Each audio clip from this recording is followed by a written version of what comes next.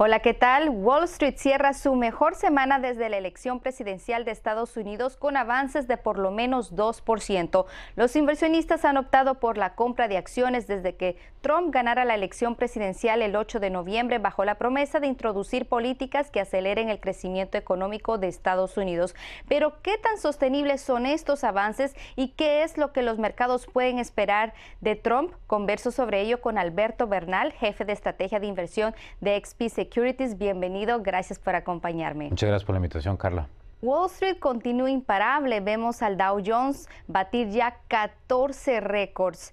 ¿Te sorprenden estos avances que han tenido los mercados? Bastante. Ahora, hay una cosa que sí es importante decir, Carla, que es que veníamos con una expectativa realmente extremadamente negativa, digamos. El discurso de Trump durante las elecciones fue un discurso ridículamente malo para los mercados. Por eso es que el día en que gana Trump, los futuros en el mercado caen, si no estoy mal, 700 puntos. Porque personalmente yo aún sigo teniéndole bastante angustia a la posibilidad de que en algún momento vuelva a aparecer el Donald Trump candidato. Ese que quiere pelear con China, ese que quiere destruir el NAFTA, personaje que básicamente haría 1.000 millones de cosas que podrían destruir a la economía mundial, porque yo estoy convencido, y eso sí es un hecho, que Donald Trump, si hay algo que podemos decir de Donald Trump, es que Donald Trump es un proteccionista de corazón, es un mercantilista, si es como lo llamaría yo, una de esas personas que solamente le gusta el libre comercio si puede exportar más, pero no acepta el lineamiento básico del libre comercio, que es que si yo quiero exportar, tengo que importar, ¿no? ¿Podemos esperar que este optimismo que vemos entre los inversionistas continúe hasta que Donald Trump asuma su cargo oficialmente en enero, o veríamos una corrección?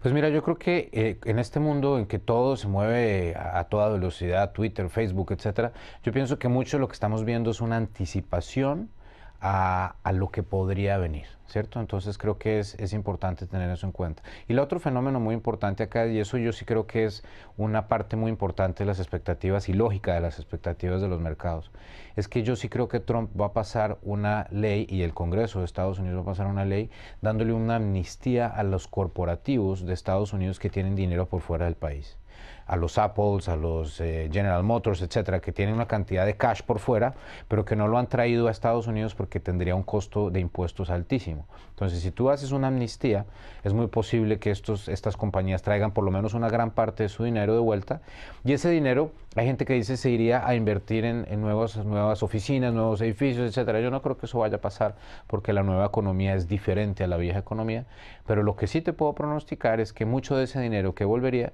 iría a recomprar acciones y a incrementar dividendos. Y por eso es que los mercados se anticipan a esa expectativa de mayor compra. Esta semana también veíamos al multimillonario inversionista Bill Gross advertir a los mercados no se acostumbren a este rally de Trump, también mostrándose un poco escéptico y advirtiendo a los inversionistas sobre todo de largo plazo que tengan cautela y que pues deben de considerar los efectos negativos que tendría si Trump restringiera el intercambio comercial. Exacto. Y por lo cual también pues podría afectar negativamente a las empresas. ¿Cuál es tu perspectiva?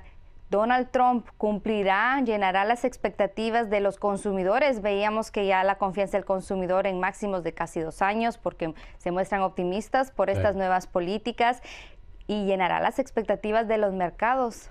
Pues mira, yo creo que si fuera tan fácil, ya se hubiera hecho. Entonces, a mí el hecho de que hay mucha gente que dice, no, es que esto es un cambio fundamental, pues bueno, ojalá Alberto Bernal se equivoque y Estados Unidos de un momento a otro, por elegir al señor Trump, va a comenzar a crecer fuertísimo. Pero yo creo que hay cosas muy difíciles todavía de arreglar. ¿Cómo vas a cumplirle al votante de las afueras de Baltimore y no tener una guerra comercial con China? Va a ser difícil. En mi opinión, tienes que decidir entre las dos partes, porque esos trabajos que quieren las personas que están en las afueras de Baltimore, no existen, o efectivamente una parte de esos trabajos se fueron a China, pero se fueron a China por las razones lógicas, porque esos trabajos ya no deberían existir en este país. Es como, por ejemplo, tratar de cumplirle a los productores de carbón en Estados Unidos. Eso no tiene ninguna lógica. Estados Unidos no debe producir carbón, es una energía sucia y no lo necesita. Estados Unidos necesita trabajar en energías alternativas o en gas natural, por ejemplo, que es mucho más limpio que el carbón. Entonces Trump tendría que explicarle al votante de las zonas carboneras de Estados Unidos que no le va a cumplir. Entonces hay cosas que todavía son bastante difíciles. Entonces yo en eso estoy muy de acuerdo con Bill Gross, que el mercado está asumiendo que todo va a salir perfectamente y va a ser muy fácil. Y a mí me parece que eso no es tan lógico, porque Trump no ganó el voto popular. Trump perdió el voto popular. Hay mucha gente en Estados Unidos que no está con Trump. Entonces, asumir que porque Trump ganó el colegio electoral va a tener la capacidad de cambiar todo en una democracia como la de Estados Unidos, así tenga el Congreso de mano de los republicanos, es un poco osado. A mí me parece que va a ser más difícil, no va a ser tan fácil para él. Y por eso es que ojalá las circunstancias lo obliguen a moderar un poco sus visiones tan agresivas, sobre todo por el lado del proteccionismo, porque el resto de las cosas son manejables, pero si el señor Trump comienza una guerra comercial en el mundo, nos devolvemos a 1929. La próxima semana la Reserva Federal sostiene su última reunión de política monetaria del año. El mercado espera que eleven las tasas en 25 puntos base el día miércoles y el día jueves. Banco de México también tomando su decisión, esperando el mercado, anticipando un alza de por lo menos también 25 puntos base al 5.50%. Háblanos de esta correlación que podríamos ver entre la Fed, Banco de México y el ritmo de alzas que podríamos esperar en el 2017. Mira, yo creo que la Fed se mueve ahorita obviamente en diciembre. Creo que se vuelve a mover en junio del 2017 y después en diciembre del 2017 y la Fed vuelve a subir en junio del 2018. O sea, 3 subidas después de esta y de ahí para. En cuanto al Banco Central de México, desafortunadamente por la relación tan cercana que hay entre México y Estados Unidos en términos de flujos de capital y de inversión, el Banxico se va a seguir viendo obligado a seguir a perseguir a la Reserva Federal. Entonces yo creo que Banxico sube 25 la próxima semana, perdón, y después vuelve a subir en junio. Ahora, si estamos de buenas y Trump no resulta ser un personaje ilógico y no hay una guerra comercial, yo pensaría que México puede seguir a la Fed de la misma forma, no subiendo 50 puntos básicos, sino solamente subiendo 25, por ejemplo, en junio del 2017. Estoy asumiendo eso porque yo pienso que el peso mexicano, en un escenario normal en el cual Trump, digamos, los asesores, el nuevo ministro de Hacienda, el nuevo ministro de Comercio, que son gente muy idónea, muy inteligente, muy del mercado, esas personas logran controlar un poco esa visión mercantilista del presidente Trump. Entonces, si yo tengo razón, entonces creo que Banxico podría moverse a la misma velocidad que la Reserva Federal. Si Trump se vuelve mucho más agresivo y comienza a destruir NAFTA o comienza a tener un problema grave de comercio con China, entonces yo creo que la depreciación del tipo de cambio en México va a ser agresiva, muy agresiva, y Banxico no va a tener opción diferente a meterle más subida de tasas, que pues obviamente implicaría más recesión. Fitch cambió la perspectiva de la calificación de México a negativo, dado pues las bajas proyecciones de crecimiento, la deuda pública, las presiones inflacionarias como resultado de la depreciación del peso mexicano. Los mercados ya habían incorporado este cambio en la calificación, ¿y qué va a significar para México? Pues mira, ya por ejemplo, déjame darte un ejemplo. El mercado del 5-year CDS, del CDS, del Credit Default Swap de 5 años, ya está Colombia y México en el mismo nivel de tasa.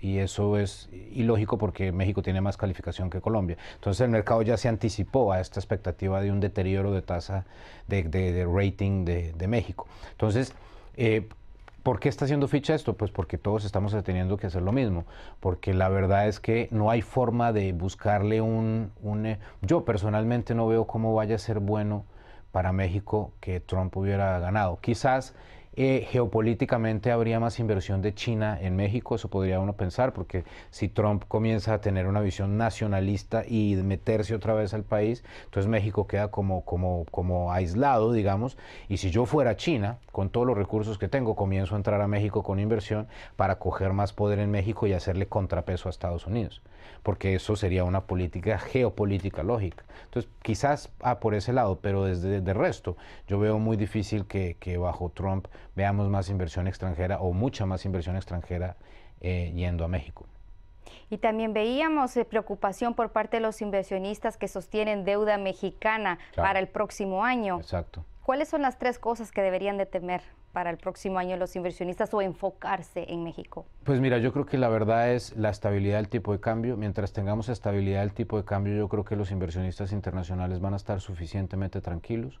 Para que haya estabilidad del tipo de cambio, necesitamos no ver al Trump agresivo. Necesitamos que Trump diga, quiero renegociar NAFTA, pero quiero que lo hagamos todos juntos. Y no que llegue a patear la mesa, pues a decir, o se acaba el déficit, etcétera, o no, o se acaba NAFTA, que pues sería primero que todo una barbaridad económica.